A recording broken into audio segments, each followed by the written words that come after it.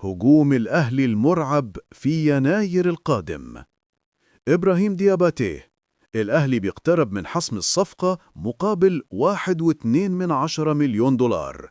اللاعب سجل مع ناديه عدد كبير من الأهداف وقدم مستوى لافت، والأهلي بيشوف إنه ممكن يكون إضافة هجومية قوية، خصوصاً إن الثنائي الحالي محمد شريف وجراديشار لم يقدما ما يرضي الإدارة حتى الآن. أسد الحملاوي: الأهلي بيستعد لتقديم عرض كبير والمهاجم الفلسطيني تحت المجهر.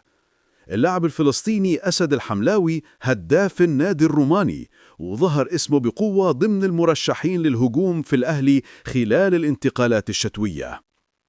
أسامة فيصل: الأهلي بيحدد القرار النهائي في الصفقة وبيتابع تطورات انتقاله.